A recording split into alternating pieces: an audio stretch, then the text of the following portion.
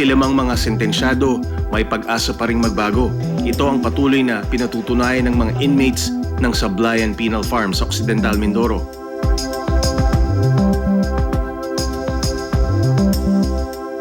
Dahil sa mga programang sinimula ni Jail Superintendent Francisco Abonales, nagkakaroon ng panibagong pananaw sa buhay ang higit 2,000 presong nakatiit dito. Malakas ho kayo mag-produce ng palay? Average kami dito na ngayon. Oo. 100 ang palay namin. Oo. Kaya lang, ang area lang namin, kaunti pa lang dahil wala pa kaming irigasyon. Ganda, no? Sarap ito. Mahaba. Oo nga, no? Long grain, no? Ano nga kami Class E kami sa NFE, yung pag-deliver namin, NFE namin dinideliver. Class E ang palay namin. Classy, graded, kumbaga. Tawag namin itong tulay dito, Bulali, Poultry Farm. Bulali, Poultry Farm. Ilang sisiyo ho ang meron dito ngayon? Ang sisiyo namin ngayon, ang unang linggo, 500. 500. Tama ito, ang harbisin ito sa first week ng January. Tapos ito, sa Lunes, babagsakan na naman ng another 500 para sa second week ng January. Yung isa naman, babagsakan namin sa bago magkatapusan para sa katapusan. Ba't nyo naisip na mag-poultry dito? Super. Una, part of the reformation, skills training. Pangalawa, ipakakain ko sa mga bilanggo dahil napakamahal ang karne na manok sa palengke ngayon. Hindi pa presko.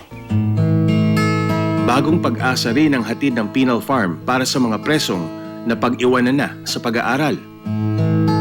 Tulad ni Lolo Finolino na sa edad na 62 anyos, sinisikap pa rin matuto at ngayon nasa grade 3 level na. Ngayon, ano yung sa tingin mo na maituturing mo talaga na magagandang aral na natutunan mo? Ngayon, makabasa na ako Masaya na ako nga marunong na po akong magbasa. Sige nga, subukan natin ito. English Learning Book. Subukan nyo nga akong basahin. Tingnan natin. Parang hindi ko yata kaya to, sir. Duduguin ka ngayon dito. Lalo na malabo na to. Okay, sige ho. Subukan natin. So, buying Is made made easier and convenient. A little of this, a little of this and pair a few a few of of that. the will be Enough. Talagang nakakabasa kayo ng maayos. Pag grade 4 ho ito. Subukan natin kung marunong na talaga kayo magsulat. po, sir. Yung pangalan ko kaya magsulat. J. Yan. Ganyan po, sir. A. Hindi ko alam yung mararamdaman ko nung nakausap ko si tatay, no? Nung habang nagbabasa siya ng libro niya, habang sinusubukan niyang intindihin kung ano yung nasa harapan niya, kung ano yung nilalaman ng libro, magkahalong tuwa at sobrang kalungkutan yung naramdaman ko nung nakausap ko siya ng mga oras na yun. Yun. Yan, J. Taruk. T-A-R-U-C.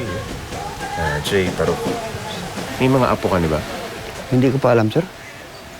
Dahil 18 taon ka na dito sa loob. Opo, sir. Hindi ka dinadalaw dito?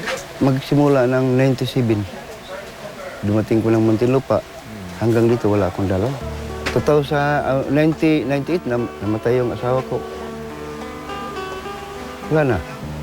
Wala na akong communication sa pamilya ko. Hindi ko na alam kung nasaan sila Gusto makausap sir kung halimbawa palayain ko sa gobyerno.